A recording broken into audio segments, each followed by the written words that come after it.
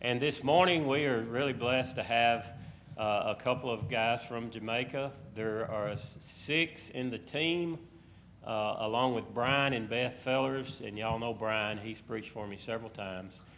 And they are taking a U.S. tour, and they're speaking in churches. They've been up around the East Coast and Missouri and Kansas, and they're down into Texas, and then they're headed back to North and South Carolina. They're going to be here about 3 weeks. They've already been here a week and a couple of days.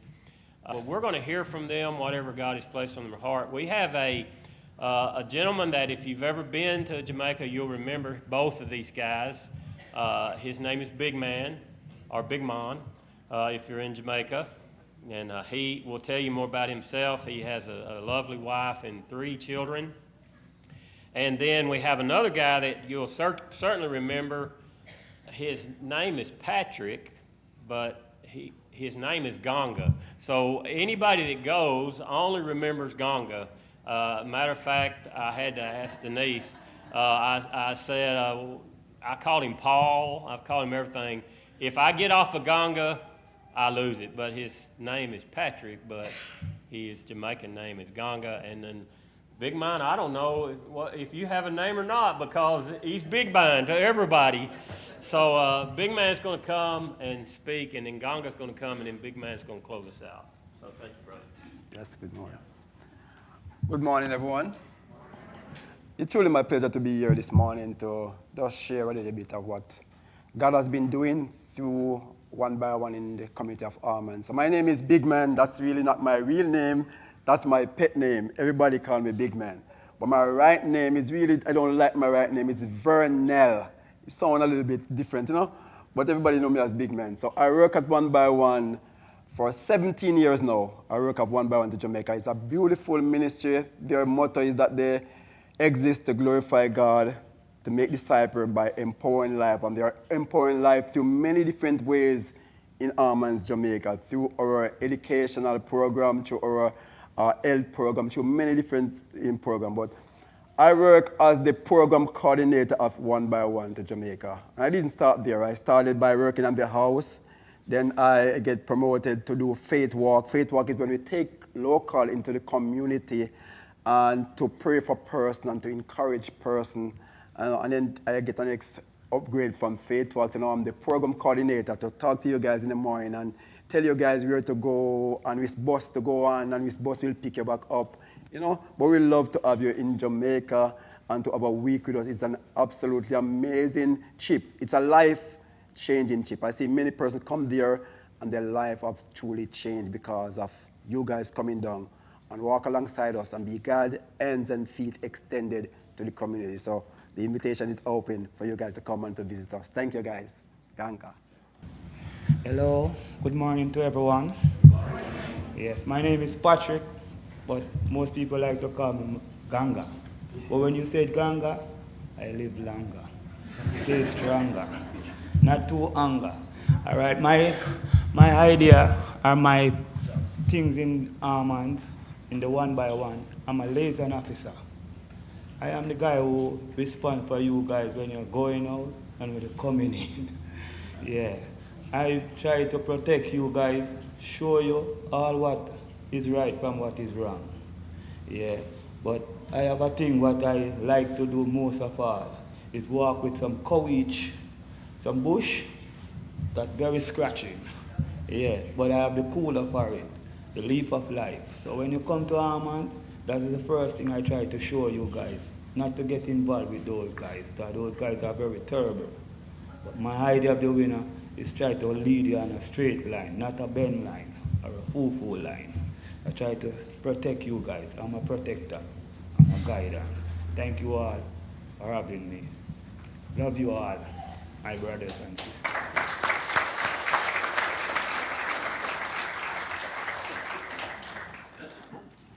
So I am back again. So I get the awesome privilege this morning to share with you guys an encouragement from the Bible and also share my real story with you guys this morning. And just an awesome privilege. I am not a preacher, so there's nothing great to expect. But I love this talk in Jamaica. They said, blessed are the short speaker, because they shall call to speak again. So I will be short this morning.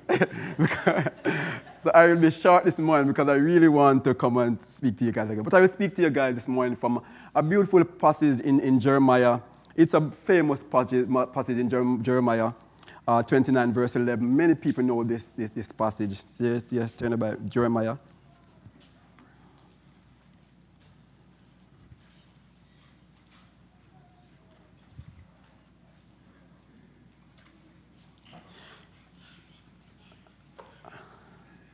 So we'll read, my focus this morning will be on verse 11, but we're going to read verse 1 and verse 5 through 7 too. But I am going to do it verse by verse this morning just to share my story, or is my story really connected to this Bible passage. And I really love it, or my story really connected to this Bible passage. You find it?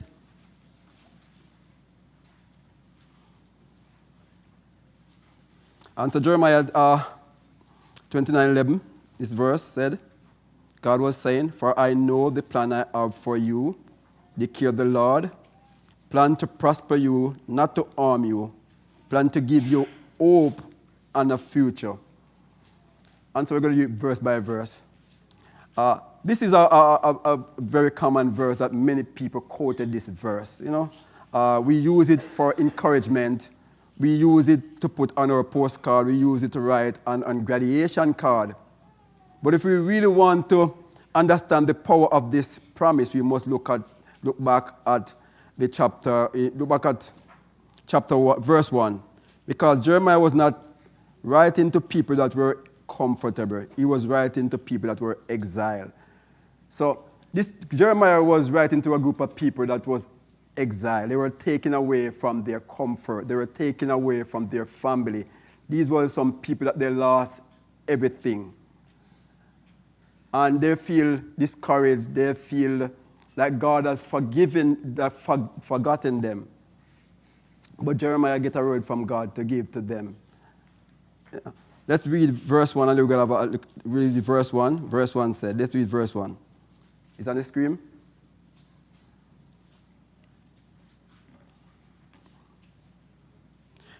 Verse 1 tells us that this was a letter to the exiled, the elderly, the priests, the prophet, and all the people that were taken away into Babylon. So Jeremiah was speaking to a group of people that lost everything. These were not people that, like some young college school kids that were going into college, that Jeremiah was giving them like a motivational speech. This was not to those people, sometimes we use this for encouragement and to give college kids, I know that God have a great plan for you, plan to not harm you. And, but these were elderly persons. These were priests and people that lost everything and feel like that there's no hope for them. But I want to encourage this morning that God always have a plan for us. And he will always have a plan for us. God loves us. We are precious to God. Our soul are precious to God. God, the Bible said, the earth is the Lord and everything that lives in it. God loves us. We are precious to God. And God always have a plan for us. I remember talking to a sister of mine. And he said, big man, I never thought that I will be in this place where I'm at today. Because I work hard. I try to do right. I gave to churches. And he said that today I find myself, I lose my job. And then I have to move in with relatives and friends because I couldn't afford to pay my rent. But he said, big man, when I was in my lowest part, when I think that all hope was gone, in the lowest part, then I hear God speak clearly to me.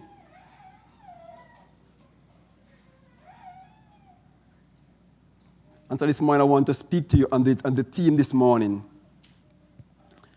I want to speak to this morning on the theme, living with hope in a strange place. Living with hope in a what? Strange place. I really want to talk to you about living with hope in a strange place. So as Christians, hope is different from other person. For us, hope is confident expectation in the promise of God. Confident expectation in the promise of God. That's hope for us. Because we know that God is a God that keeps his promise. God is a God that keeps his promise. We can trust the promise of God. We can know that if God promised to do something, God is going to come through for us. He may not come through for us in our time, because we are human beings and we want it to happen today. But the Bible tells us that the God timing is not our timing, and God's ways is not our ways. But if we just wait on God, if we just trust God, he will come through at the right timing, because our God is an on-time God. I can prove it from my own life that our God is an on-time God. So we just have to trust the process. We just have to trust that God is going to come through at the right time. I want to share a bit of my story before I continue. I grew up in the community of Almonds, a beautiful community, a loving community, that we are really community. We can go over a friend's home and say, can I get some sugar? We can go over a friend's home and say, can I get some salt? Can I get a finger of banana? That's how we live in our community. Really close-knitted community that we love each other and share. But my parents were really poor, really poor. My father only worked for 6 months per year. Only 6 months per year my parents worked for. So the next 6 months was really hard to send 6 kids to school. It was really hard to send 6 kids to school. So I ended up leaving school as a non-achiever. I achieved nothing in school. But when I used to go to school, my big dream was that I wanted to become a soldier. Yes, I love to see the guys in their uniform. I love gun, and I wanted to become a soldier to defend Jamaica. That was my big dream. But that was not God's plan for my life. So I ended up leaving school not able to read, leaving school not able to write.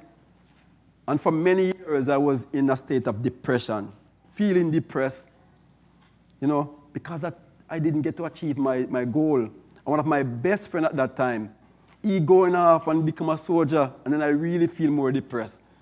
And say, God, this was not the plan that I have for myself. But today, looking back, I won't regret it. Even though I don't become a soldier to fight for my country, I became a soldier for Jesus Christ. Amen. I became a soldier that marched in my own community and talk to people about God. Share my story, and I see life change. So God always have a plan for us. Sometimes God's plan may not be our plan, but it always be the best plan. Can I get a amen for that this morning? Amen. Yes, always be the best plan.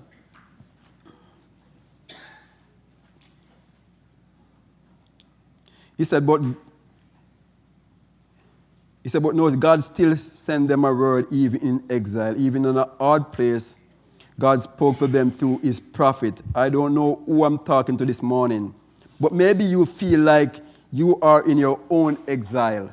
Maybe you feel like life has been shifted and you are in a place that you didn't think that you're supposed to be in. Maybe you feel that way this morning. Maybe you never expected to be in this place. Maybe it's sickness. I didn't know that I will have this sickness. Maybe it's some financial struggle. I never know that I will be in this place, struggling financially. Maybe it's family problem. I didn't know that my siblings will be mad at me because of some decision that I make.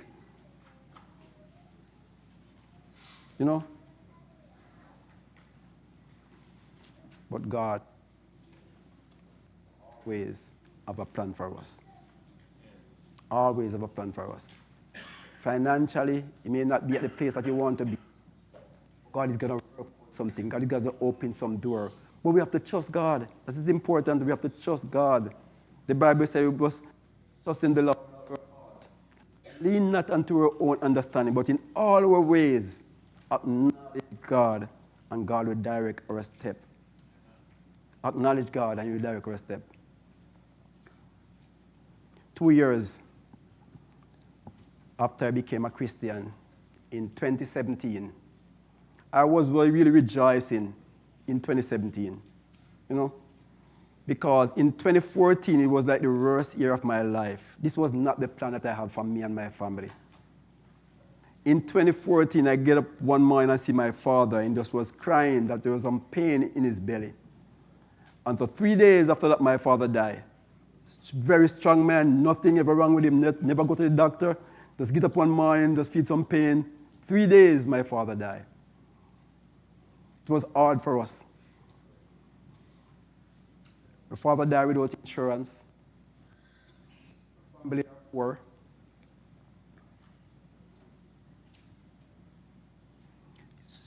Was to put our father to rest. But we did put him to rest. 5 months after my mother died.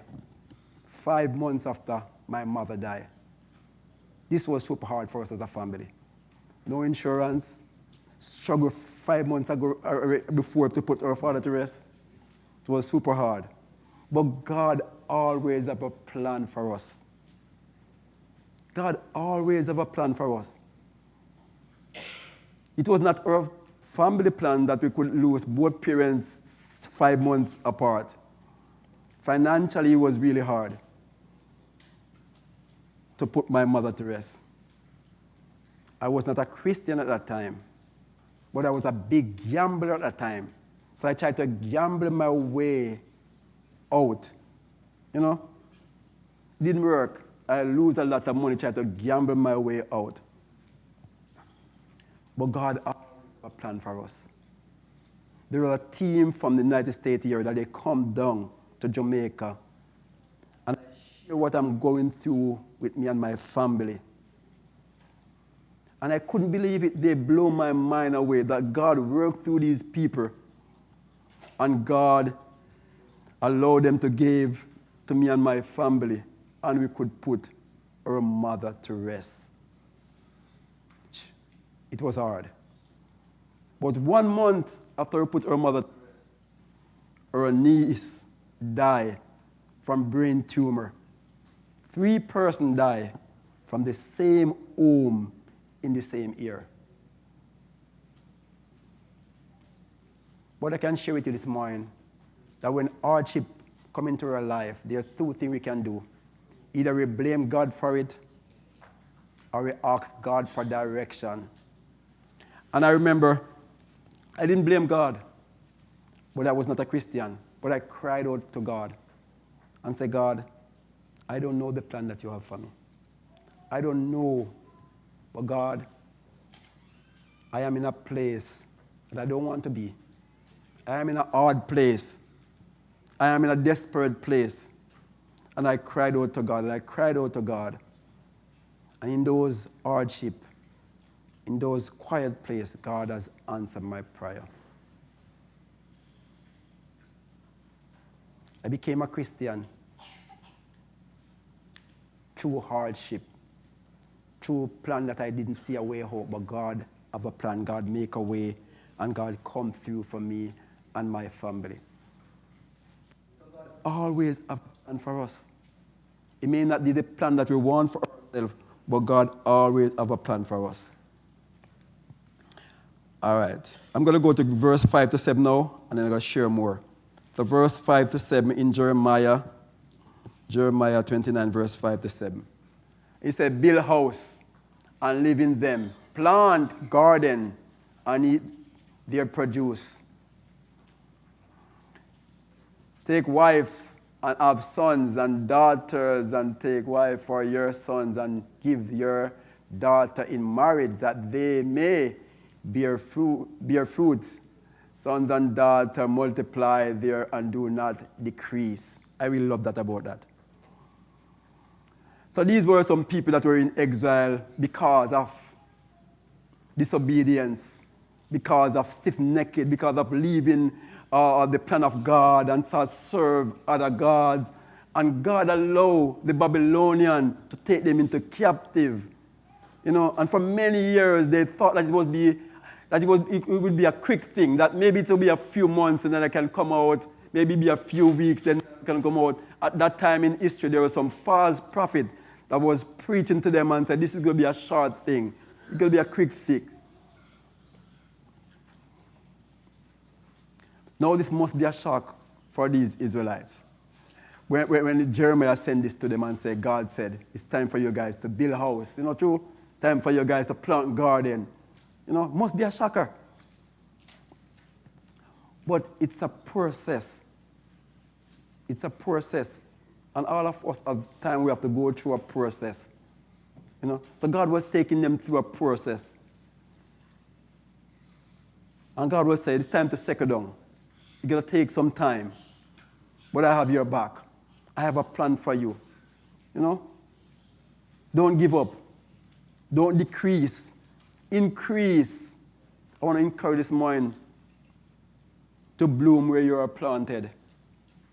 I don't know where you're at in life, but I encourage you to bloom where you are planted. Maybe this is not the place that you think you should have been, but this is the place that God wants you to be.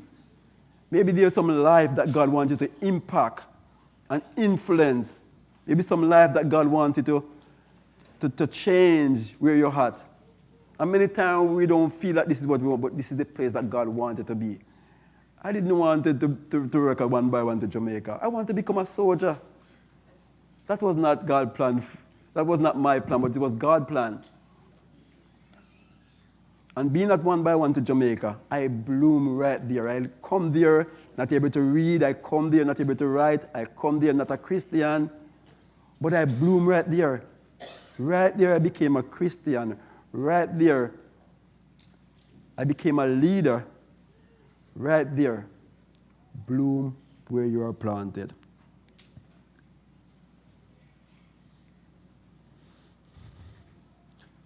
It was a shocker for them because they were probably thinking, surely God will deliver us quickly. Surely this exile will be short. But God said, no, you are going to be here for a while. So settle down, build houses, not true, plant garden, married, right there your heart. Church, sometimes God doesn't take us out of our situation immediately. Sometimes God don't take us out of our situation immediately. Instead, He calls us to be faithful in the situation. He tells us to bloom where we are planted. God is calling us to be faithful where we're at in our life.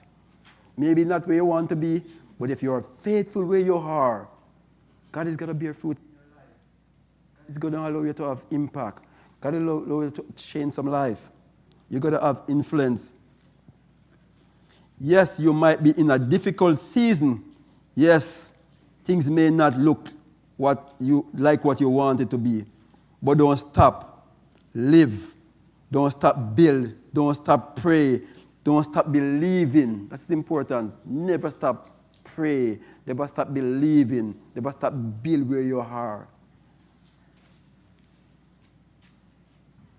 And God told them to seek the peace of the city. That meant pray even for the place of your struggle. Pray even for the place of your struggle. Because when the place prosper, you prosper, don't it? Are you guys praying for where you're working? Are you guys praying for where you're working?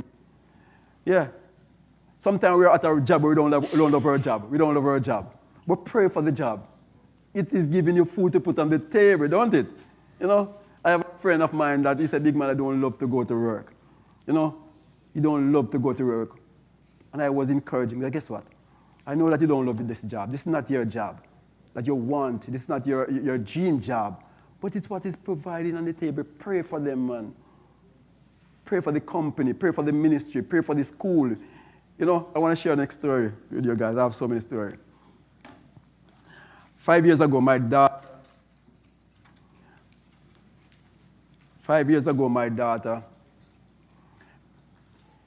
about to go to high school. And so her dream high school was a tradition high school in Jamaica where, you know, for many, many years, these are established high school. And she wanted to go to that school. But after her test grade come through, she didn't go to the high school where she wanted to go. And she cried. She cried for about a week because this is not the school that she wanted to go. So I was encouraging her, and I was saying to her, Doctor, just go there and do your best there. You know, maybe it's not the school that you want to go to, but you can achieve greatness right there. Because the Bible said that is greater is He that is in you than he that is in the world. That means you can achieve greatness wherever you are, as long as you're in a relationship with God. God can allow you to have greatness wherever you are. And can I tell you that 5 years forward, in June, a couple months ago in June, she graduated from this same high school and was named valedictorian of her class. Oh my God. I couldn't believe it. She couldn't believe it. And now she's excited. And that's how it goes in life. Bloom where you are planted. It may not be the place that you want. Maybe that's where God wants you to be. Yeah. Because guess what? For 2 weeks, my entire community was celebrating her. First in our community, something that has ever happened. And my community is a small netted community of maybe 2,500 persons. But the entire 2,500 persons were calling my phone. They were sending me text messages. They were seeing me in the community. I said, big man, we are celebrating. That's her daughter. That's not your daughter. That's the community daughter. Because she has achieved something that the community has never achieved before. But she didn't want to do it. She didn't want to go there. So bloom where you are planted.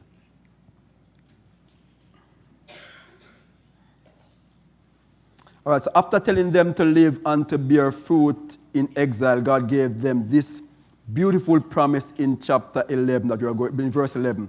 For I know the plan I have for you, declared the Lord. Notice what he said. I know the plan. God said, I know the plan. You may not know, but God knows. Your life is not random. It is not chaos. God has a plan for you. Plan to prosper you and not to harm you. The enemy want you to believe that God is against you, but God say, I am here to, not to destroy you, but to bless you. God said, I know the plan. You may not know the plan, but God said, I know the plan I have for you. We may not know the plan, but God knows the plan, and God have our back. God have our back. God have our back. Plan to give you hope and a future. In other words, your story is not over. Exile is not the end. Trouble is not the end. God still has more for you. God still has more for you. Our story is not over. This is not the end. This is not the final for us. For many years, I think that this was that for me. Many years, I look into my life, and I remember looking into my life and I said, oh my gosh, maybe this is just me. You know, maybe this is the end for me. You know, because leaving school, couldn't read, leaving school, cannot write, you know, couldn't get a job. I think that this was the end for me. I was in depression for so many years because I think that I have nothing to offer. You know? I remember my last story, because I'm sharing my story at the same time. That in 2017, after rejoicing and giving God thanks, sometime, you know, at the highest part of your life, sometime at the peak of your life, and the highest part of your life, then there's something just turn everything upside down. In 2017, after I was rejoicing, said, God, thank you for giving me and my family a financial breakthrough. You put all three families to rest. In the same year, I became a Christian in the same year.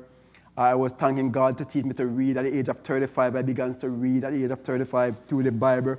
I was giving God thanks for all this awesome stuff. And then one day in 2017, I get up one morning, and I feel this unbearable pain across my chest, unbearable pain. Or I went to the doctor. They do a lot of tests. All the test results come back, and they say, big man, the arches of your heart are blacking up. At the age of 36, the arches of my heart were blacking up. Really pain across my chest. But One by One to Jamaica is a wonderful ministry. They support the employer, they support the community. And so they help to pay for some of these tests, you know, and pay for some of these medication that I started to take because my heart was really getting bad. And so I remember there was a team from Missouri that come down to Jamaica. And on that team, there was an heart surgeon on that team.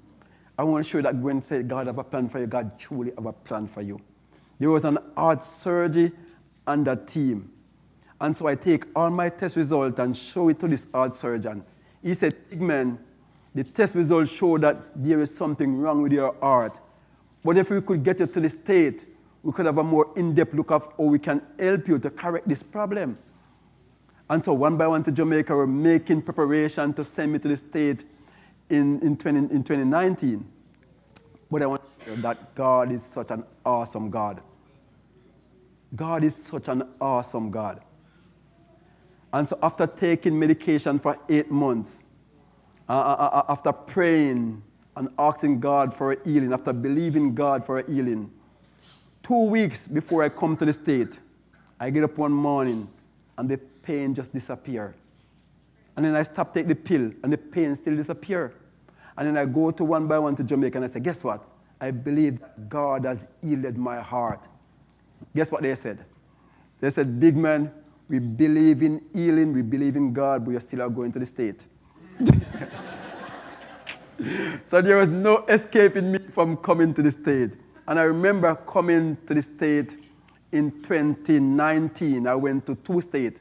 I was in Columbia, Missouri for 5 days in the hospital.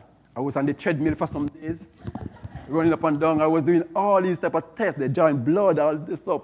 Everything for 5 days. And after 5 days, the test result come back. And the doctor declared and said, big man, you can go back home and live your life because there's nothing wrong with your heart.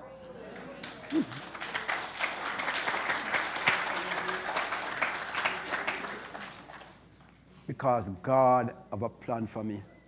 And even though I thought that I will die from this heart sickness, God have a different plan. And God opened doors and make way for me. And in that same year, when I was in the state, I come to the second state, and it was right here. I come to this state, and I get to really meet friends and family and to see the Eiffel Tower. It was good for me. Awesome. God have a plan. God have a plan for all of us. God truly have a plan for all of us. I want to encourage you guys, children of God, even when you cannot see the plan, you can trust the one who holds the plan. Even when you cannot see the plan, children of God, you can trust the one who holds the plan. You can trust God. You can trust God. I don't know what you're going through. I don't know what situation you're in today, but I can tell you, you can trust the one who holds the plan. I just love this Bible verse, and it said that they that wait upon the Lord shall renew their strength. He said that they shall mount up with wings as eagle. He said they shall run and not be weary. They shall walk and not faint. But I want to encourage this morning to trust the one who holds the plan, even when you don't see the plan. Even when life feels like exile, God said, I still have a future for you. God said, I still have a future for you. Let's think about Joseph, who was sold into slavery. Let's think about Joseph, who was sold into slavery. Joseph of a great dream from God. And he shared his dream with his brother. They didn't believe in his dream. He shared his dream with his father. Father didn't believe in his dream. But Joseph still believed in his dream, and he believed in the God that gave him his dream. And even when his brother threw him into a pit because they didn't like him, and then they sold him into slavery, and Potiphar bought him, and he was in Potiphar's house, the plan was still there. He blossomed in Potiphar's house, and then after a couple of years, you know the story, Potiphar's wife tell lie on him, they threw him in prison. But the plan was still there. Even in prison, he was still interpreting dreams. No matter what your situation may be, believe in your dream and believe in the God that gave you your dream. And we know that after 2 years of him being in prison, he interpreted a dream for Pharaoh, and Pharaoh allowed him to be the prime minister second in command. And many years after, he recognized his brother. And when they recognized him, they thought that he will take revenge. But he said, guess what? It was not you who sold me into slavery. It was God who sent me that I can make a difference in your life, that I can change life.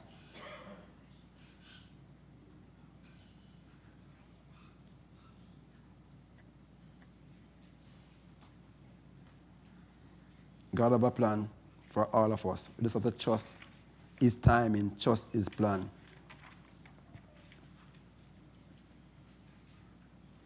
So my theme this morning is hope. Hope. Hope.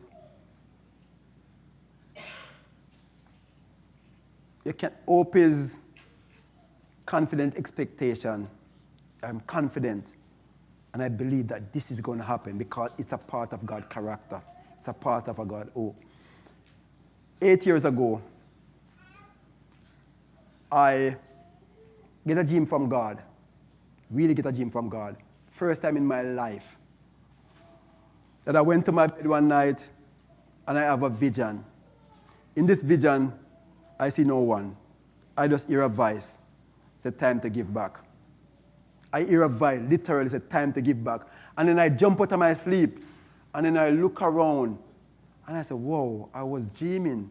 I said, this must be a nightmare. This must be something that I ate last night. Because there is no way that I can give back. There is no way that I can give back. 8 years ago, I used to work at One by One to Jamaica as a seasonal staff. I only work for 20 weeks per year. For 32 weeks, I don't know where my food is coming from. I don't know where the money is coming from to send the kids to school. So I feel like this must be something that I eat. I have a nightmare because I couldn't give back. So I ignored the voice of God. At that time, I was a young Christian. I was a young believer, maybe 2 years old. So I didn't know the voice of God. And the Bible tells us that in 1 Samuel, that when God was calling Samuel, Samuel didn't know the voice of God either. He thought it was Eli's voice. And God called Samuel. Samuel ran to Eli and said, do you call me? He said, no, go back to your bed. And God called him a second time. He ran to Eli. He said, go back to your bed. The third time, he said, if you hear the voice, say, my servant, listen. So I didn't know the voice of God, so I ignored the voice of God. But for many weeks, I keep on hearing the voice, big man, it's time to give back. Physically, there is no way I could give back. I have nothing. I have no plan. I have no budget. I have nothing. All I have is just faith in God. And then I remember I pray, I said, God, if this is your plan for my life, if you really want me to give back, God, I'm going to do my part and leave the rest to you.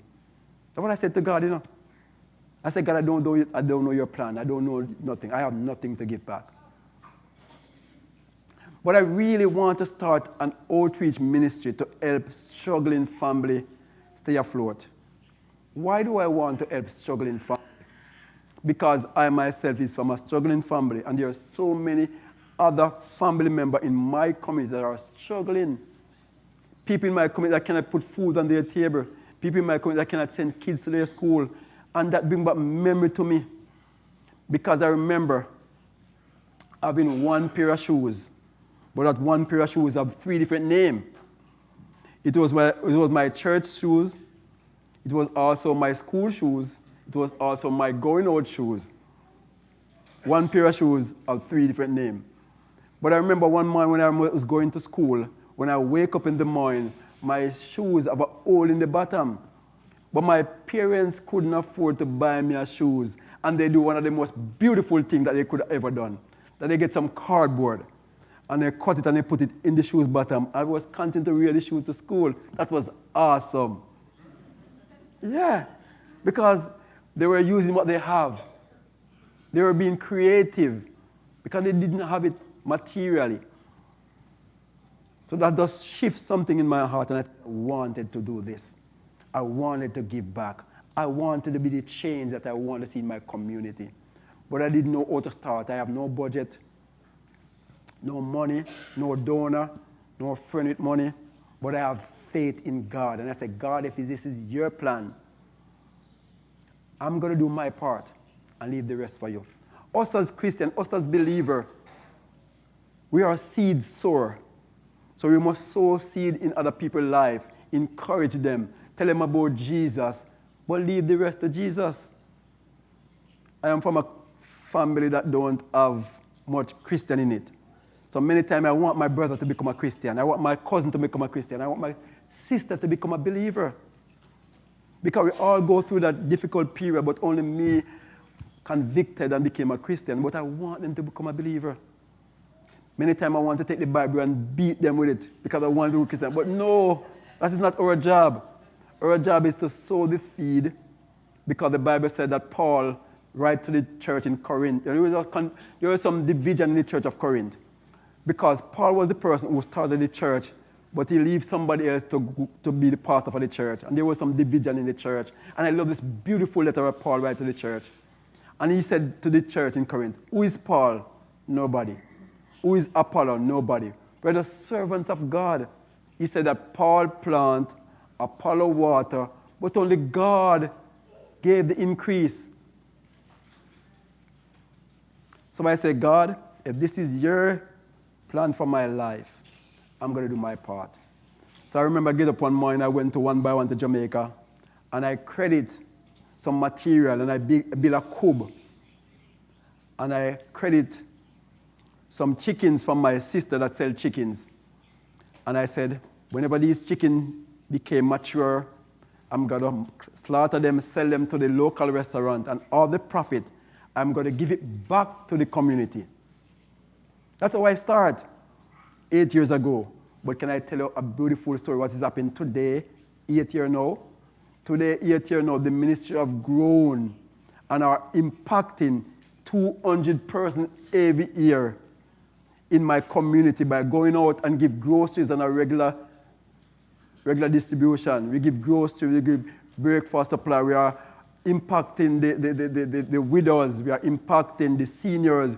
We are impacting the orphans. We are impacting those persons, over 200 per year. Not only that, we partner with 4 different schools, 2 schools in my community and 2 schools out of my community, that we go into these 4 schools. Where about 500 kids are there, where we impact them by going into school, do a devotion. That's important. We want to point them to Jesus, because Jesus is the answer. And we go back, we do a treat in the school, and we go back and we do cash grant. We give them to help them to transition to high school.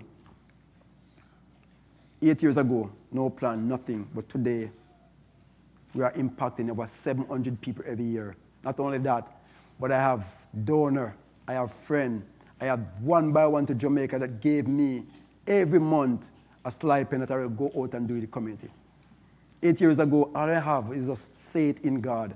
And today, I have a ministry with volunteers and a lot of stuff. We may not know the plan that God has for our life, but it's just the one that have the plan. And as I close this morning, I want to leave you with this challenge. So if we keep reading in verse 12 and 13, he said, then you will call upon me and come and pray to me, and I will hear you. You will seek me and find me when you seek me with all your heart. Beautiful. Beautiful. I loved it. Many of us, we always quote this verse 11. I know the plan that I have for you, said the Lord. Plan to give you a future and a hope and all this beautiful stuff. But how are we going to acquire that plan? God said, when you pray to me, when you seek me with all your heart. God wants us to come into this with a full heart, not an half-hearted thing. God wants us to seek him daily, pursue him for direction, pursue him for he will show us the way. That's a beautiful plan. The promise of Jeremiah 29:11 is not just about getting out of exile. It's about getting closer to God. It's about getting closer to God. It's important. So my question for you today is, are you seeking him with all your heart? Are we seeking God with all our heart? Are we trusting him with our situation? Are we trusting God with our situation? The difficult situation? Are we say, God, I put this in your hand, God. I trust your God to work it out, God. Are we willing to bloom where we are planted until he brings us into the next season of our life? Are we willing to bloom where we are planted until God take us to the next season of our life? So let me close with this. Exile was not the end for the Israelites. After 70 years, God brought them home. And your struggle is not the end for you either. God has a plan. God has a plan. God has a purpose. God has a future for all of us. Do you believe that God has a plan for you this morning? Amen. Do you believe that God has a plan for you this morning? Amen. You know, it's important. God has a plan. So while you are in your exile, live for God. Pray where you are and trust his word. Hold on to his promise because he knows the plan he has for you. Plan to prosper you. God has a plan for all of us. When I look back at my life as I close, when I look back at my life 15 years ago, I didn't see all this. I didn't see all this 15 years ago. As I look back at my life 15 years ago, I see myself that many of my family members didn't believe in me. Many of my friends didn't believe in me. They said, big man, you don't have anything to offer. You couldn't read. You couldn't write. You were unemployed. I remember once I go to the gas station to get gas station, they didn't want to hire me. I remember once I get a job, and my job was to go on a farm. And on this farm, they plant vegetables on this farm. So my job was to weed the wild weeds from this farm. Those wild weeds, my job was to weed out those wild weeds. And I was doing it for 2 days. I thought that I was doing an absolutely amazing job, weeding grass. And my boss called me, and he fired me and said, big man, you're doing a lousy job of weeding out these wild weeds. And I feel so depressed. There's not pure grass I cannot weed. And I remember when the Backside Company come in Almonds. So the Backside Company is a multi-billion-dollar company that they come into my community. They take the dirt, they take it to the factory, they turn it from alumina to aluminum, and they send it to all these big countries, American, all these countries, to make like plane and beer can and all these awesome stuff. So when they come in the community, they destroy all our fruit trees and all these stuff, and they dig these big hole in it, you know. And by law, they should be able to come back and refurbish it and plant back all these trees, but they never do it because the government have some stake in the company, so they never do it. But sometimes they will come back and they will replant grass to bind the dirt back together. So my second job was to plant grass to bind everything together. I thought that I was doing an absolutely amazing job. I was there for 3 days planting grass. And after 3 days, my boss called me and my boss fired me again. Right then and then I realized that, big man, there is nothing for you to offer. All hope was lost for me. Looking back, I am coming from an hard place. I am coming from a place that I didn't know God at that time. But knowing Jesus has changed everything in my life. How I get to know Jesus is by spending quality time in his word. That's how God has taught me to read. I didn't know that I was able to read.